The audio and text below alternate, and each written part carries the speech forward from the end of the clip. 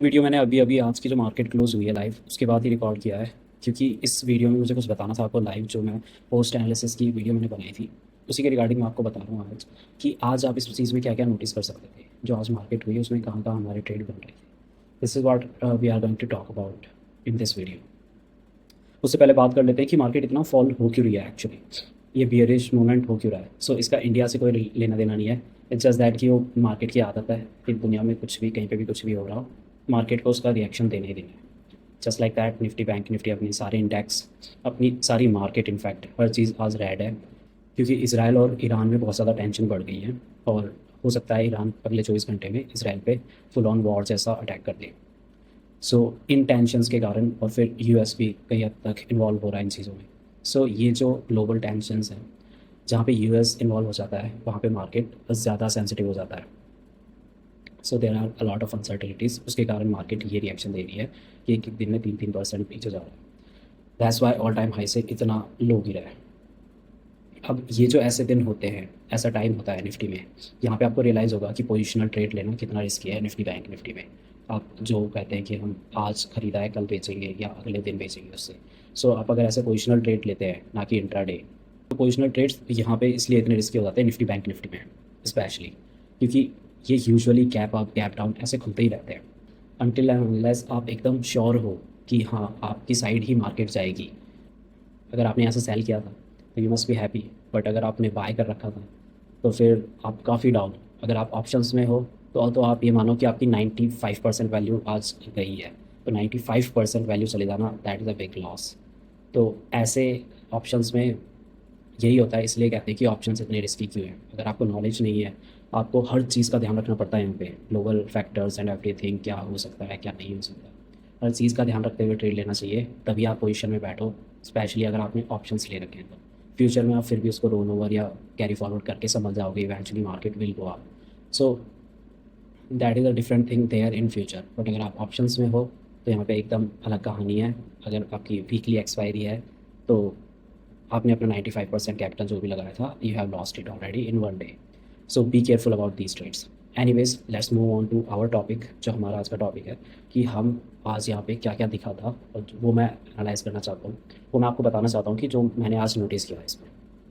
सो ये daily time frame है, let's go to 5 minute time frame जिसमें मैं ट्रेड करता हूँ।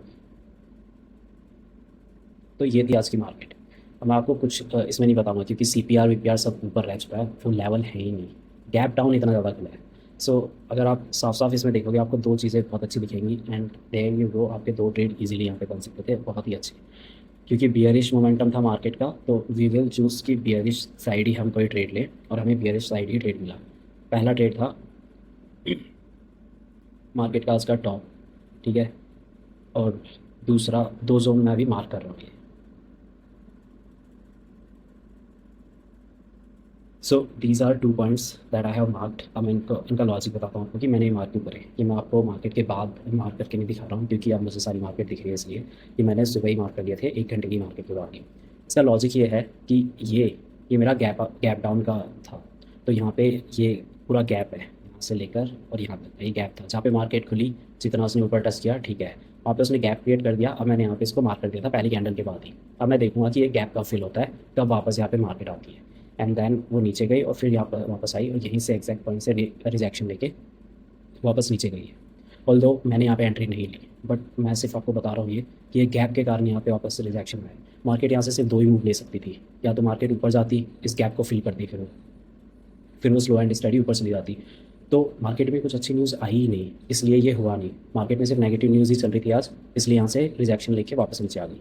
ये पॉइंट था मेरा, जो मैंने पहले भी बता रखा आपको कि मैं 1 घंटा हो जाता है जब मार्केट को चलने के बाद, उसके बाद जो भी उसके टॉप और बॉटम होते हैं उनको मैं मार्क करता हूँ। तो मैंने ये यहाँ पे मार्क किया था जब मार्केट यहाँ पे थी 10-20 पे।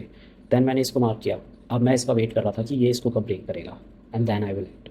सो this was the trade. So ये था एक अच्छा लॉजिकल ट्रेड। यहाँ पे ये बनता था कि मार्केट ने अपना जो 1 आवर का पूरा जो 1 आवर की जो स्प्रेड थी उसको क्रॉस किया है, और नेगेटिव साइड ही गया है, क्योंकि आज मार्केट के सेंटीमेंट नेगेटिव थे।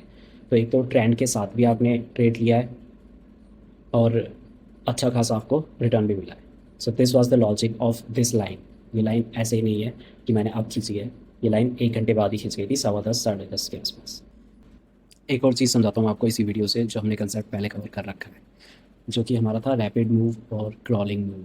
सो as you can see, 1 2 3 4 5 6 7 8 9 10 11 12 12 red candle बनी है back to back. There are no green candle in between, सारी की सारी रेड कैंडल है। ऑब्वियसली ये एक रैपिड मूव है, मतलब कि 1 घंटे में मार्केट 300 से 24,000 के भी नीचे चला गया। ऑलमोस्ट 400 पॉइंट्स क्रैश हुआ है मार्केट 1 घंटे के अंदर अंदर। सो ये रैपिड मूव ही है, ये क्रॉलर मूव नहीं है। और रैपिड मूव के बाद बारे में हमने क्या पढ़ा था कि रैपिड मूव के बाद आप एक रिवर्सल या कंसोलिडेशन एक्सपेक्ट करना हमेशा, वो कंटिन्यू नहीं रहेगा ज़्यादा देर। यहाँ पे कोई पुराना सपोर्ट था कि नहीं था, आई डोंट नो, वो बहुत पुरानी बात हो गई होगी वैसे भी। बट जैसा कि हमने ये एक्सपेक्ट किया था कि यहाँ से एक ब्रेकआउट मिल रहा है, दैट्स ओके। बट उसके बाद जब ये कंटिन्यू ये मूव चल रहा है इतनी देर तक, तो ऑब्वियसली मार्केट का फ्यूल खत्म होना है। जिन्होंने यहाँ से बेचा है, यहाँ से बेचा है, they gonna book their profit. It's a really good profit in 5-6 candle. उन्होंने बहुत अच्छा मनी बना लिया है, they will exit here. Exit करेंगे तो क्या लेंगे, बाय ऑर्डर लेंगे। बाय ऑर्डर लिया तो green candle, and thereafter market goes into consolidation. वापस उतनी बियरिशनेस आई नहीं, वापस सेलर्स इतने स्ट्रॉन्ग हुए नहीं कि वापस इस लेवल से बेचना स्टार्ट कर दें। उन्होंने किया नहीं, बायर्स टुक कंट्रोल और कंसोलिडेशन में आ गया मार्केट। सो दो कंसेप्ट हमारे आज अप्लाई हुए इस लाइव मार्केट में। सो आई होप आपने ये चीज़ लाइव नोटिस करी हो, नहीं करी तो आप देख लेना, और आगे फिर से कभी ऐसा होता है तो इसको नोटिस करना नेक्स्ट टाइम।